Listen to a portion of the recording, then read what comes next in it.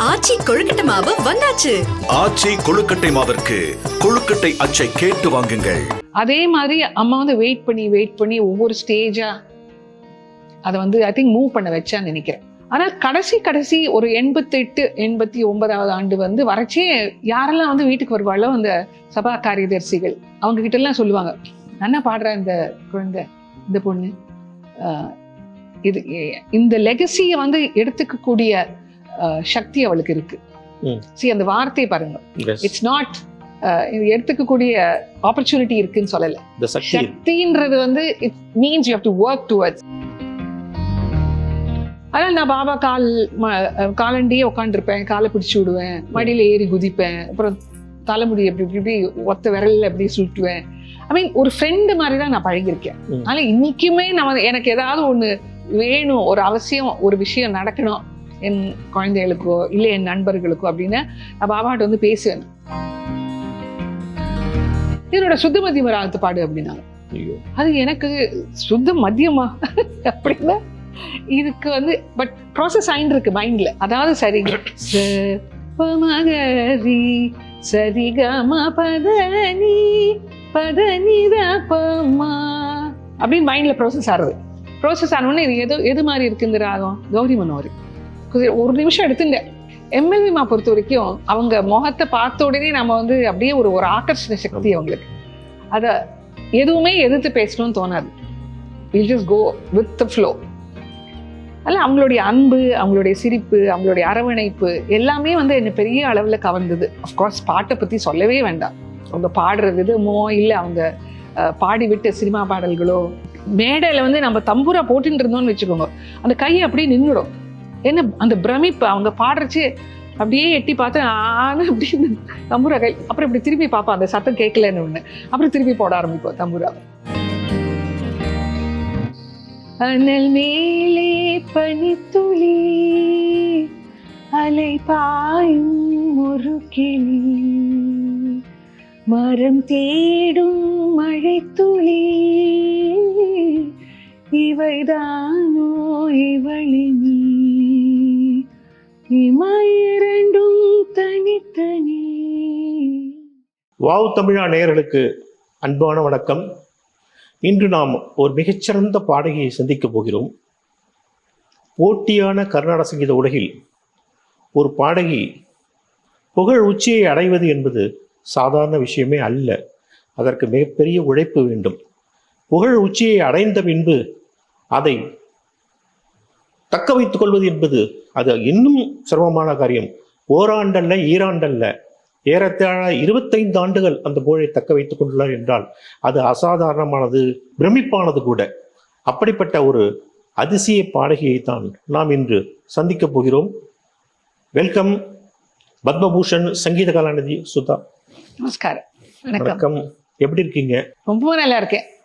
அதுவும் இந்த நிமிஷம் வாவ் தமிழாக்கு ஒரு சந்திப்புல வந்து சந்தோஷமா இருக்கு. உங்களுடைய எனர்ஜி லெவல், உற்சாகத்தை பார்க்கும்போது கவிதை நடையில சொல்லணும்னா உற்சாகமே உன் பெயர் தான் சுதாவோ என்று சொல்ல தோன்றுகிறது.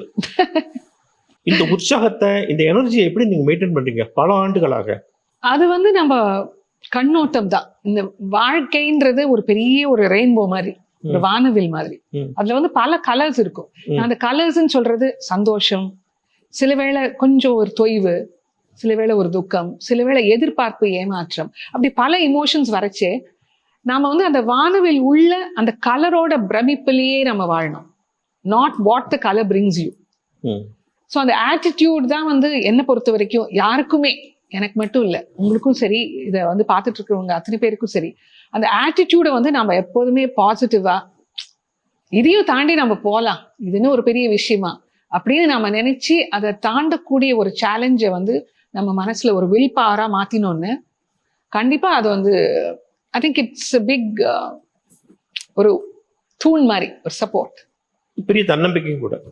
கரெக்ட். சரி, நீங்க வந்து எம்எல்வி அம்மாவோட மறைவுக்கு பிறகு 1990க்கு அப்புறம் நீங்க தனியா சோலோ கச்சேரி உட்கார்ந்தீங்க. ஸோ 1990 இப்போ 32 வருஷம் நெடிய பயணம், பெரிய சக்சஸ்ஃபுல் பயணம், பல உயரங்கள், பல விருதுகள். இந்த நெடிய பயணத்தை நீங்க திரும்பி பார்க்கும்போது நீங்க நினைச்சதெல்லாம் சாதிச்சிட்டீங்களா? உங்க மனநிலை இப்ப எப்படி இருக்கு? நீங்க சொல்றதுக்கு ஒரு சிறு மாற்றம் வந்து நான் இப்ப வந்து உள்ள கொண்டு வரேன். அதாவது 1990 சீனியர் ஸ்லாட்டுக்கு நான் தனியா பாட ஆரம்பிச்சேன். ஆனா 1980 ஜூனியர் 12 மணி 1:30 மணி 3:15 அதெல்லாம் வந்து பாடிட்டு இருந்தேன். குட்டி குட்டி கோவில் கச்சேரிகள் எல்லாமே பாடிட்டு இருந்தோம். பட் அம்மாவோட காலத்துக்கு பிறகு, எம்எல்வி அம்மாவோட காலத்திற்கு பிறகு அந்த சீனியர் ஸ்லாட் வந்தது வந்து 1991 டிசம்பர் தான். சீசனை பொறுத்த வரைக்கும், மார்கழி மாசத்தை பொறுத்த வரைக்கும். ஸோ இந்த பயணத்தை வந்து நான் பின்னோக்கி பார்த்தா எனக்கே பிரமிப்பா இருக்கு. அதாவது இவ்வளவு நம்மளால செய்ய முடிஞ்சுதா, எப்படி செஞ்சோம் அப்படின்னு ஒரு நிமிஷமா போன மாதிரி இருக்கு. அது 32 வருஷம் 30 வருஷமா இன்டூ 24 hours ஒரு டே வச்சு அப்படி கணக்கு எனக்கு போட தெரியல. பார்த்தா so much of work has gone into the career. நீங்க சொன்ன மாதிரி விருதுகள், அது எல்லாமே எப்படி சாத்தியம்னா அதுக்கு மந்திரம் வந்து ஒண்ணுதான், உழைப்பு. ரெண்டாவது குருவோட ஆசீர்வாதம், கடாட்சம். இந்த உயரங்களை தொடுவீங்கன்னு எதிர்பார்த்தீங்களா? அவங்க எதிர்பார்த்தாங்க. யாரு? எம்எல்விஎம் எதிர்பார்த்தேன்.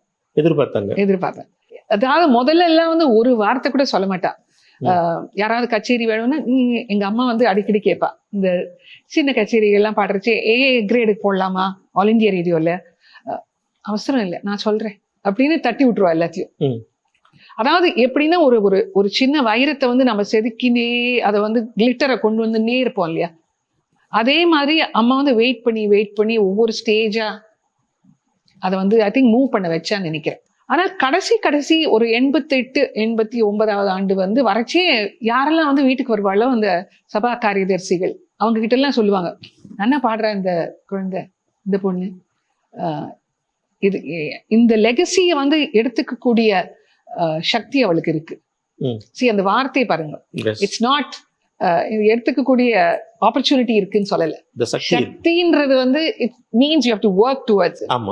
அதுவே எனக்கு ஒரு மெசேஜ். அதாவது இந்த ஓயாத ஒரு லேர்னிங் ப்ராசஸ், ஓயாத உழைப்பு, அதை பத்தியே நம்ம நினைச்சிட்டு இருக்கிற ஒரு ஃபோக்கஸ், இதெல்லாம் இருக்கணும்ன்ற ஒரு சின்ன மந்திரத்தை அது உள்ள வச்சிருக்கான்றதை நான் புரிஞ்சுட்டேன்.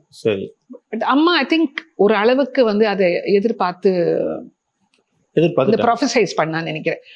என்னை பொறுத்தவரைக்கும் நான் வந்து குழந்தையாவே வந்து சேலஞ்சஸ்னா எனக்கு ரொம்ப பிடிக்கும். எப்போதுமே ஒரு உயரத்தை தொடணும் அப்படின்னு நான் வந்து பார்ப்பேன். ஸ்கூல்லையும் சரி, ஒரு ப்ரைஸஸ் வந்து வருஷ கடைசியில நமக்கு கொடுப்பா இல்லையா, மேத்ஸுக்கு ஒரு ப்ரைஸு, இங்கிலீஷுக்கு ஒரு ப்ரைஸு, ரீடிங் ரைட்டிங் எல்லாத்தையும் நம்மளே வாங்கிடணும் அப்படின்னு ஒரு அதுக்கு நான் வந்து பேராசைன்னு சொல்ல மாட்டேன், ஒரு வேகம், ஒரு தாகம். ஸோ அது வந்து ஐ திங்க் இயற்கையாவே உடல் உள்ள இருக்கிற, மனசுக்குள்ள இருக்கிற ஒரு எண்ணம் அது. அதுவே தான் வந்து ப்ரோக்ரஸ் ஆயிருக்கு இன்டு மியூசிக். ஆனா நிஜமாவே ஐ திங்க் இது எல்லாமே வந்து அந்தந்த டைமுக்கு நீங்க சொன்ன மாதிரி விருதோ இல்ல கச்சேரிகளோ சில அங்கீகாரங்கள் நடந்ததுன்னு அது வந்து ஆண்டவனுக்கு தான் நன்றி சொல்லணும். நீங்க வந்து சாய்பாபா மடியில உட்கார்ந்து அவர் தான் உங்களுக்கு கீதா சுதான் பேரே வச்சது இல்லையா, அந்த நாட்டில பத்தி கொஞ்சம் மற்றவங்க சொல்லி நீங்க கேட்டிருப்பீங்க இல்லையா, அதை சொல்லுங்களேன். ஆமா, எனக்கு நிஜமாவே எங்க அம்மா சொன்னதுதான் எனக்கு ஒரு மந்திரமா இருக்கு. அதுல அம்மா சொல்லுவா, எப்போ வந்து நான் உன்னை புட்டப்பிரத்தி அழைச்சிட்டு போனாலும் புது ஃப்ராக் போட்டுக்கணும் ஆசைப்படுவேன் நீ, அண்ட் கொஞ்சம் நல்ல புஷ்டியா இருப்பேன், கண்ணுக்கு மை ஏட்டுண்டு கிட்டத்தட்ட பாபா மாதிரியே கேர்ள்ஸ் நிறைய இருக்கும். நீங்க போட்டோ பார்த்துருப்பீங்கன்னு நினைக்கிறேன். எப்போதும் ஒரு புது ட்ரெஸ் வாங்கணும்னு நீ அடம் பிடிப்ப. அதே மாதிரி ஒரு ஸ்லோகமோ ஒரு பஜனையோ ஒரு நாமாவளியோ கத்துக்கணும், அதை பாபா முன்னாடி நீ வந்து பெர்ஃபார்ம் பண்ணணும் அப்படின்னு நீ வந்து இன்சிஸ்ட் பண்ணுவ. ஆனால் நானும் உனக்கு கற்றுக் கொடுப்பேன். அதனால உன்னோட ரெப்பர்ட்டுவார் வந்து ஒரு 2-3 வயசுலயே வந்து கொஞ்சம் கொஞ்சமா வளர ஆரம்பிச்சுது. அந்த எந்தூசியாசம் வந்து உனக்கு இன்னுமே இருக்கு அப்படின்னு சொல்லுவாமா. இன்னைக்கு கூட ஒரு நல்ல கீர்த்தனை ஒண்ணு வந்து நம்ம யாராவது பாடி கேட்டோன்னு அடாத நம்ம பாடலாமே இதை அப்படின்னு தோணி அதை உட்காந்து நோட்டேட் பண்ணி பாடம் பண்ணிடுவேன். இந்த பேர் வச்ச அக்கேஷன்ல உங்க வீட்டுக்கு மாடிக்கே இவர் பாபா வந்தாரு? ஆமா, வீட்டுல மாடியில தான் குமாரா பார்க்ல பாபா இருந்த, பெங்களூர்ல. அதுக்கப்புறம் அப்பாவும் மற்ற டெவோட்டீஸும் பார்த்து வச்ச இடம் தான் ஒயிட் ஃபீல்ட். அதுக்கப்புறம் புட்டபர்த்தி அவரோட இடம், பாபாவோட இடம். பட் பெங்களூரை பொறுத்த வரைக்கும் ஒயிட் ஃபீல்டு இன்வால்வ்மெண்ட் வந்து அப்பா வந்து பெரிய அளவுக்கு சப்போர்ட் பண்ணியிருக்கா. அதனால நான் பாபா காலண்டியே உட்காந்துருப்பேன், காலை பிடிச்சி விடுவேன், மடியில ஏறி குதிப்பேன், அப்புறம் தலைமுடி எப்படி இப்படி ஒத்த விரல்ல எப்படி சுட்டுவேன். ஐ மீன் ஒரு ஃப்ரெண்டு மாதிரி தான் நான் பழகிருக்கேன். அதனால இன்னைக்குமே எனக்கு ஏதாவது ஒண்ணு வேணும், ஒரு அவசியம், ஒரு விஷயம் நடக்கணும் என் குழந்தைகளுக்கோ இல்லை என் நண்பர்களுக்கோ அப்படின்னு நான் பாபாட்ட வந்து பேசுவேன். கிட்டத்தட்ட நீங்க பண்ணணும், அதை you have to do it, நீங்கன்னு கூட சொல்ல மாட்டேன், நீ செஞ்சே ஆகணும் அப்படின்னு. ஸோ அந்த ஒரு உரிமைத்தனம் வந்து அது எப்படி வந்ததுன்னு, பிகாஸ் அவர் என்ன வயசா இருந்தாலும் என்ன ஒரு அவசரத்துல இருந்திருந்தாலும் ஒரு ஆண், ஒரு பகவான் சத்யசாய் பாபா தானே சொல்றோம், அப்படியா இருந்திருந்தாலும் என்னோட வாழ்க்கையில என்னோட பயணம் ஆரம்பிச்சது அவரோட as a baby, as a child. அதனால அதுதான் என் மனசுல வந்து இன்னுமே உறுதியா இருக்கு. நீங்க எம்ஏ முடிச்சீங்க இல்லையா? ஆமா, எம்ஏ எக்கனாமிக்ஸ் முடிச்சீங்க. எம்ஏ முடிச்சுட்டு இந்த வாழ்க்கை வந்து மியூசிக் தான் அப்படின்னு எப்ப முடிவு பண்ணீங்க? அது நிஜமாவே அந்த குழப்பம் வந்து ரொம்ப இருந்தது என்னை பொறுத்த வரைக்கும். ஏன்னா நான் வந்து முதல்ல ஒரு டாக்டரா ஆகணும்னு தான் நினைச்சேன். அதனாலதான் சயின்ஸே எடுத்தேன் காலேஜை பொறுத்த வரைக்கும். பட் அப்புறம் என்னோட ப்ரொஃபசர்ஸ்லாம் நான் முதல் பாட்டு வந்து எனக்கு ஞாபகம் இருக்கு, காலேஜ்ல திக்கு தெரியாத காற்றில் தான் பாடினேன். அந்த அசம்பிளியில பாடினோன்னு எல்லாரும் அப்படியே ஸ்டண்ட் ஆயிட்டாங்களாம். அடடா, நம்மளுக்கு வந்து ஒரு பெரிய ஒரு வரப்பிரசாதம் மாதிரி இந்த பொண்ணு வந்திருக்கு நம்ம காலேஜுக்கு, அதனால we have to support her அப்படின்னு இன்னைக்கு கூட எந்த ப்ரொஃபஸர் என்னை எங்க பார்த்தாலும் அப்படியே கட்டி அணிச்சு I still remember those lovely days அப்படின்னு சொல்லுவாங்க. அவங்க வந்து எனக்கு அட்வைஸ் பண்ணது வந்து, நீ சயின்ஸ் எடுத்துட்டு மெடிசின் நீ பண்ணலாம், ஏன்னா உன்னுடைய ஆக்யூரசி ஆஃப் டிசெக்ஷன், அப்புறம் உன்னுடைய இன்வால்வ்மெண்ட் ப்ராக்டிகல்ஸ்ல, நீ மார்க் வாங்குற விதம், படிக்கிற விதம், உள்வாங்கிக்கிற விதம் எல்லாமே super. You're an absolutely confident child. ஆனா நீ மெடிசன் படிச்சு என்ன, உனக்கு வந்து சங்கீதத்துக்கு உண்டான நேரம் பயில்றதோ இல்ல பாடுறதோ இல்ல அதை கான்சென்ட்ரேட் பண்றதோ ரெண்டாம் பட்சம் ஆயிடும், உனக்கு ஒரு ஹாபி ஆயிடும். பட் எங்களை பொறுத்த வரைக்கும் உனக்கு ஆண்டவன் இந்த ஒரு பிரசாதத்தை கொடுத்துருக்காரு. It is for you to become a musician as a performer. அதுக்குண்டான எல்லாமே உங்ககிட்ட இருக்கு, அதனால நீ வந்து வேற ஏதாவது படியே அப்படின்னாங்க. சரி, ஓகே. அப்ப கூட எனக்கு வந்து ஒரு பர்ஃபார்மர் ஆனோன்ற ஒரு உறுதி இல்லை. ஆமா, சரி ஐஏஎஸ் ஐஎஃப்எஸ் படிக்கலாம் அப்படின்னு சொல்லிட்டு எக்கனாமிக்ஸ் எடுத்தேன். அந்த 3rd இயர்ல வந்து அதுக்கு அப்ளை பண்ண போறேன் நான் சிவில் சர்வீஸ் எக்ஸாமுக்கு. அப்போ வந்து இந்த ஸ்காலர்ஷிப்னு ஒரு சென்ட்ரல் கவர்மெண்ட் ஸ்காலர்ஷிப்னு ஒரு மினிஸ்ட்ரி ஆஃப் கல்ச்சர்லேருந்து ஒரு அட்வர்டைஸ்மெண்ட் பார்த்தோம். எங்க அம்மா தான் எனக்கு வந்து ஒரு பெரிய புஷிங் ஃபோர்ஸ். எந்த காம்படிஷன் எங்க நடந்தாலும் அம்மா வந்து போய் ரெஜிஸ்டர் பண்ணிடுவா என்னோட பேரை. அதுக்கு 10 பாட்டோ 20 பாட்டோ எப்படி சேர்க்கணுமோ அது எல்லாத்தையும், திருப்பாம்பரம் சண்முக சுந்தரம், சோமசுந்தரம் சார் தேவாரத்துக்கு, அப்புறம் வேற இங்க இதெல்லாமும் அதை எடுத்துட்டு வந்து இந்த பாடம் பண்ணிடும் அப்படின்வா. நானும் பாடம் பண்ணி அந்த அம்மாக்கோசரம், அம்மா சொல்றாளே அப்படின்றதுக்கோசரம் அந்த காம்படிஷன் போவேன். பரிசும் கிடைச்சிரும். உங்க அம்மா பேரு சூடாமணி. அப்படி ஒவ்வொரு காம்படிஷனா போயிட்டு இருந்தேன். அதே மாதிரிதான் இந்த ஸ்காலர்ஷிப்பும் அம்மா சொன்னா, நீ இதுக்கு அப்ளை பண்ணு அப்படின்னா. இல்லம்மா, எனக்கு வந்து அவ்வளவு தூரம் எல்லாம் மியூசிக் காலேஜே தெரியாது, நீ பாடுறதுக்கு என்ன கொடுக்குறியோ அதை நான் பாடிடுவேன், பட் கேள்வி ஏதாவது கேட்டா சங்கீதத்தை பத்தி எனக்கு சொல்ல தெரியாது அப்படின்னு. இல்ல நீ அப்ளை பண்ணு, சும்மா உன்னோட கான்ஃபிடன்ஸ் பில்டப் ஆகும் அப்படின்னு. அங்க போய் உட்காண்டா அங்க TM தியாகராஜன், அப்புறம் MS Gopalakrishnan sir, TN Krishnan sir, இவங்க எல்லாம் வந்து பேனல்ல உட்காந்துருக்காங்க. எனக்கு என்ன பண்றதுன்னே கை காலெல்லாம் உதற ஆரம்பிச்சிருச்சு, because I was not prepared for it. ஒரு எக்ஸாம்ல நம்ம ப்ரிப்பேர் பண்ணுவோம் இல்லையா, அதுக்கு எதுவுமே ப்ரிப்பேர் பண்ணல. வர்ணம் பாடு அப்படின்னாங்க. சரி, தோழிராக வர்ணம் பாடு. தோழிராக வர்ணம் பாடுன்னு ஒரு கீர்த்தனை பாடி, ராகம் பாடி, ஆலாபனை பண்ணு, அப்புறம் கொஞ்சம் நிரவல் ஸ்வரம், அதை மட்டும் பாடினா போறோம் அப்படின்னா. சரி, நான் வந்து அப்பதான் பஜனை செய்ய ராதா கத்துட்டு தர்மவதி ராகத்துல. சரி, அதை பாடினேன்.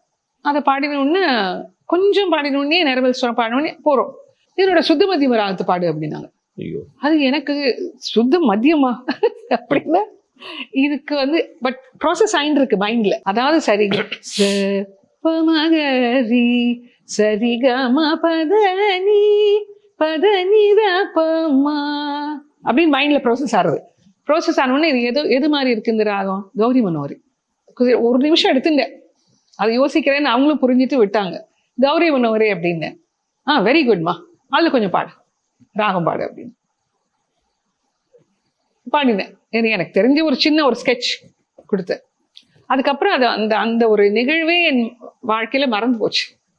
நான் வந்து இந்த MA IAS IFS படிக்கிறது, ஜென்ரல் நாலேஜ் புக்ஸ் நிறைய படிக்கிறது அப்படின்னு அதில் மூழ்கி போயிட்டேன். திடீர்னு ஒரு நாள் நாளிதழில் வந்து ஸ்காலர்ஷிப்ஸ் அவார்டு அப்படின்னு என் பேரும் அதில் இருந்தது. ஸோ அதுக்கு முன்னாடியே நாங்கள் வந்து எம்எல்விஎம்மா வந்து மீட் பண்ணோம். ஏன்னா அந்த ஸ்காலர்ஷிப் படி you are eligible to learn from a very big legend. So அப்பாவுக்கும் அம்மாவுக்கும் எம்எல்விஎம்மா பாட்டு வந்து முதல்லேருந்தே பெங்களூர்லேருந்தே ரொம்ப பிடிக்கும். என்னை வந்து கச்சேரிக்கெலாம் அழைச்சின்னு போவா. அதனால அம்மாவுக்கு தோணித்து நீ வந்து எம்எல்விஎம்மாட்ட போய் நம்ம வந்து ஒரு சிக்னேச்சர் வாங்கிப்போம். ஏன்னா அவன் வந்து ஆத்தரைஸ் பண்ணணும் அந்த நாமினேஷன் ஃபார்ம். ஸோ போன உடனே அம்மா வந்து எம்எல்விஎம்மா வந்து எனக்கு வந்து சொல்லி கொடுக்கறதுக்கெலாம் நேரம் இருக்காது உனக்கு தெரியும், அம்மாட்ட சொல்கிறான் நேரம் கிடையாது, ஏன்னா நான் கச்சேரி பாடுறவோ பர்ஃபார்மர். அவளாக கிரகிச்சுண்டால தாராளமாக she has very good talent, நான் வந்து எடுத்துக்கிறேன் அப்படின்னு. ஸோ அந்த பேப்பரில் பார்த்தோன்னே அம்மா குதிக்கிறா அப்பா குதிக்கிறா, எனக்கு மட்டும் என்னது இது அடுத்த ஸ்டெப் வந்து மேஜர் ஸ்டெப் ஆச்சே. ஏன்னா இதுலேருந்து நம்ம வந்து எம்எல்விஎம்மா பின்னாடியே நம்ம வந்து போயிட்டு இருக்கணும். அவங்க கச்சேரியில் உட்காரணும் நீங்கள். ஆமாம், 3 வருஷம் ஸ்காலர்ஷிப்னா அவங்களோடய இருக்கணும். என்ன பண்ணுறதுன்னு தெரியல. திருப்பியும் I think it was destiny or அம்மாஸ் உந்துதல். சரின்ட்டு எம்எல்விஎம்மா வந்து எம்எல்விஎம்மா பொறுத்த வரைக்கும் அவங்க முகத்தை பார்த்த உடனே நம்ம வந்து அப்படியே ஒரு ஆகர்ஷண சக்தி அவங்களுக்கு. அதை எதுவுமே எதிர்த்து பேசணும்னு தோணாது. Will just go with the flow. அதில் அவங்களுடைய அன்பு, அவங்களுடைய சிரிப்பு, அவங்களுடைய அரவணைப்பு எல்லாமே வந்து என்னை பெரிய அளவில் கவர்ந்தது. அஃப்கோர்ஸ் பாட்டை பற்றி சொல்லவே வேண்டாம்.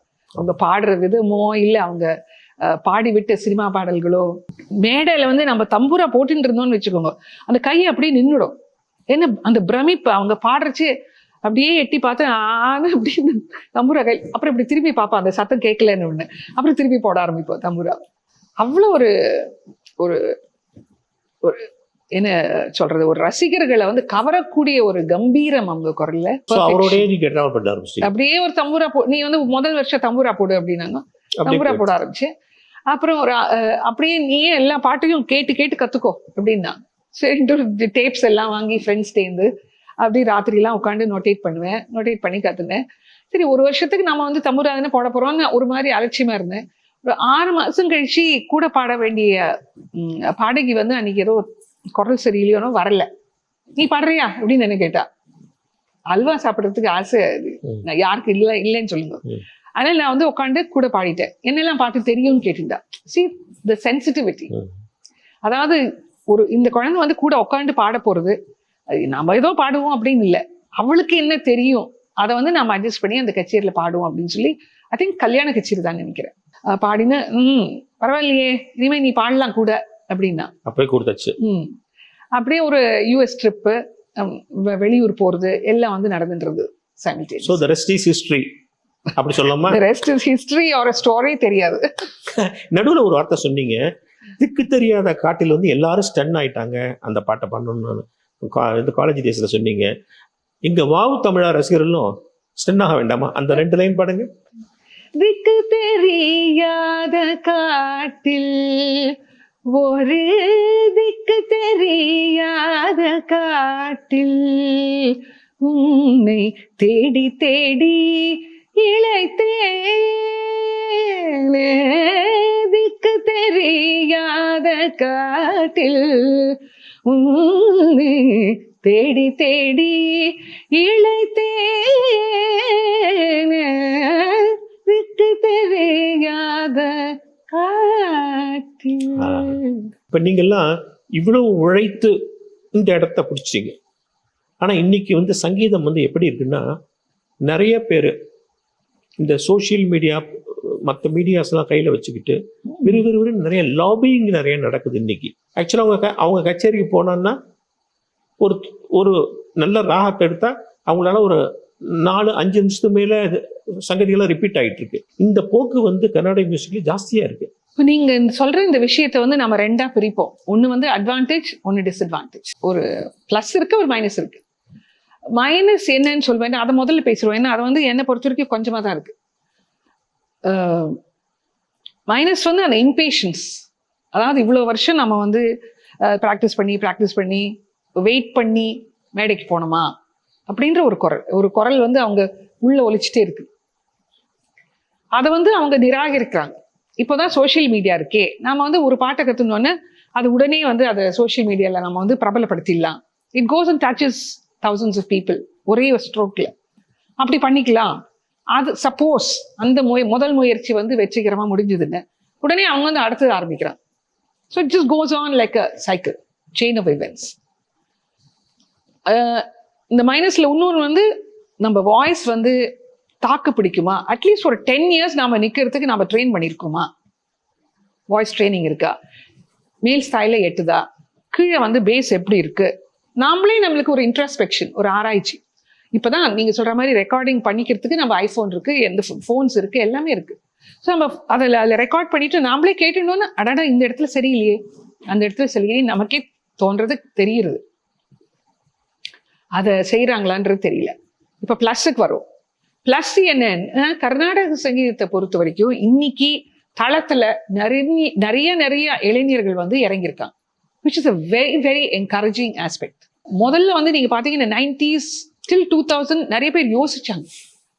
இந்த நீங்களே சொன்னீங்க, சங்கீதத்தை எடுத்துட்டா நம்மளால வந்து அதை வச்சு வாழ்க்கையை ஓட்ட முடியுமா, அதுல வந்து வருமானம் போதுமான அளவுக்கு இருக்குமா, அப்படிலாம் வந்து நிறைய பேர் யோசிச்சிருக்காங்க. அதனால ஒரு வேலையை வச்சுட்டு இதை வந்து சைட்ல பண்ணிட்டு இருந்தாங்க. பட் இப்போ வந்து தைரியமா நிறைய குழந்தைகள் வந்து நம்ம சங்கீதம் தான் எடுத்துக்கணும் அப்படின்னு தைரியமான அந்த முடிவை எடுக்கிறாங்க, எடுக்க முடியுறது, அவங்களுக்கு ஒரு கான்ஃபிடென்ஸ் இருக்கு, which is a good thing, right? அதுக்கு உண்டான எக்விப்மெண்ட்டை வந்து அவங்க வந்து வச்சுக்கணும், அதுதான் முக்கியம். இல்ல அதுக்கு உண்டான ஞானத்தை பெற வேண்டாமா? ஞானம் இருக்கு, போதுமான அளவுக்கு சாதகம் போராது. சாதகமும் இல்லை, பாடாந்தரமும் இல்லை. பாடம், ஆமா, 10 கீர்த்தனை பாடம் பண்ணிட்டு அதை வந்து ஒரு 20 கச்சேரி ஓட்டணும்னு எப்படி முடியும்? இப்ப 30 நாள்ல நமக்கு 15 கச்சேரி நடக்கிறதுன்னா இந்த 15 கச்சேரியிலும் ஏதாவது ஒரு விஷயத்துல ஒரு புதுமையை செய்ய விரும்பணும். That is good for us. ஏன்னா இது வந்து ஒரு கிரியேட்டிவ் ப்ராசஸ். இந்த கிரியேட்டிவ் ப்ராசஸ்க்கு வந்து நாம தான் வந்து அதை வளர்க்கணும். அந்த செடியை தண்ணி குத்திட்டே இருக்கணும். அந்த தண்ணி என்னது? நம்மளுடைய லேர்னிங், நம்மளுடைய அந்த ஒரு தேடுதல் ஃபார் நியூ திங்ஸ். அதை வந்து அவங்கவுங்க தான் செய்யணும். அவங்கவுங்க செய்யலைன்னாலும் அவங்க குரு வந்து சொல்லி அவங்க செய்யலாம். நீங்க வந்து இந்த ஃபீல்ட்ல ஒரு 30 வருஷம் 25 வருஷமாவது நீங்க நிலைச்சு நிக்கணும்னு, அதுக்கு வந்து அந்த ரூட்ஸ் தான், அந்த வேர் என்னது, நீங்க பண்ணக்கூடிய லேர்னிங். இப்போ எனக்கு வந்து 40 வருஷம் கழிச்சும் என்னால வந்து எந்த ஆடியன்ஸும் ஃபேஸ் பண்ண முடியறதுன்னு, அதாவது சங்கீதமே தெரியாத ஒரு ஆடியன்ஸ் இருக்கும், சங்கீதம் ரொம்ப தெரிஞ்ச ஒரு சதஸ் இருக்கும். 2 ஆடியன்ஸும் என்னால வந்து பேலன்ஸ் பண்ண முடியறதுன்னு, அது நான் முதல்ல போட்ட உழைப்பு தான். கர்நாடக சங்கீதம் வந்து ஒரு குறிப்பிட்ட சமூகத்திற்கு மட்டுமே சுத்திட்டு இருக்கு அப்படின்னு TM கிருஷ்ணா அடிக்கடி சொல்றாரு. அதை நீங்க எப்படி பாக்குறீங்க? அதனாலதான் அந்த சங்கீதம் வந்து ஒரு சின்ன பெட்டிக்குள்ளேயே அடங்கிடுது, அதை வெளியிலே விட மாட்டேங்கிறேன், இவங்களே வந்து பாடிட்டு இருக்காங்க, ரசிகர்கள் இவங்களே வந்துட்டு இருக்காங்க அப்படின்னு TM கிருஷ்ணா வெளிப்படையாவே சொல்றாரு. அதை நீங்க சரின்னு நினைக்கிறீங்களா? அது ஒரு விதத்துல சரிதான். It's a complex art form. அது சும்மா இப்ப வந்து நீங்க கேட்ட உடனே பாடக்கூடிய ஒரு விஷயம் இல்லை யாராலையும். அதுக்குன்னு நம்மளுக்கு ஒரு நாலேஜை வந்து நம்ம தேடிக்கணும். இப்போ இதுதான் கல்யாணி ராகம், இதுதான் பூர்வ கல்யாணி, இதுதான் பந்தூராளி, எவ்வளவு க்ளோஸா இருக்கு எல்லா ராகமும். கரகர பிரியாக்கும் ஸ்ரீரஞ்சனிக்கும் ஆபோகிக்கும் ஜெயமனோரிக்கும் அந்த சேஞ்ச், அந்த டிஃப்ரென்ஸ் அது கூட தெரிய வேண்டாம் அவங்களுக்கு. ஒரு பாடகர் வந்து பாடிட்டு இருக்கிறச்சு, இந்த பாட்டு நல்லா இருக்கு, நான் ரசிக்கிறேன், அது என்ன ராகம் வேணாலும் இருக்கட்டும், I don't need to know அப்படின்னு உங்களால எப்போ உட்கார முடியறது? உங்களால ஒரு 10 கச்சேரி கேட்ட அப்புறம் தான் உட்கார முடியும். முதல் கச்சேரியில ஏதோ போர் அடிக்கிற மாதிரி இருக்கும். So you have to get used to it. Audience has to get used to the music. அதனால என்ன ஆகுதுன்னு, இது வந்து ஒரு பவுண்டரிக்குள்ளதான் ஆடியன்ஸ் வந்து வர முடியும். இப்போ நான் போய் ஒரு தெப்பத்துல பாடுறேன்னு நாங்க காம்போஜி ராகமோ இல்ல எதுக்குள்ள காம்போஜியோ பாடிட்டு இருக்க முடியாது. சரவண பவன் எனும் திருமந்திரம் சதை சதா ஜபியனாவே ஓம் சரவண பவனும் அப்படின்னு பாடினாதான் அடடா முருகனை பத்தி பாடுறாங்க. சண்முகப்பிரியா ஏற்கனவே அவன் காதுல இருக்கு. அதான் அதை வந்து நம்ம இப்படி டேப் பண்றோம், அவ்வளவுதான். யாராலையும் எதுவுமே கேட்க முடியாதுன்றது எதுவுமே கிடையாது. இது எப்படி வந்து நமக்கு வந்து சாப்பாடுல வந்து உங்களுக்கு வத்த குழம்பு பிடிக்கும், எனக்கு மோர் குழம்பு பிடிக்கும், அவங்களுக்கு மிளகு குழம்பு பிடிக்கும், அவங்களுக்கு சாம்பார் தான் பிடிக்கும், வேற எதுவுமே பிடிக்காது. அந்த மாதிரி மியூசிக்ன்றது நிறைய ஜானர்ஸ் இருக்கு. சில பேர் குத்துப்பாட்டு தான் பிடிக்கும், சில பேருக்கு மெலடி தான் பிடிக்கும். சினிமாலேயே சொல்றேன், வெறும் குத்துப்பாட்டு, வெறும் இப்ப ரேப் வந்துருக்கு பாருங்க,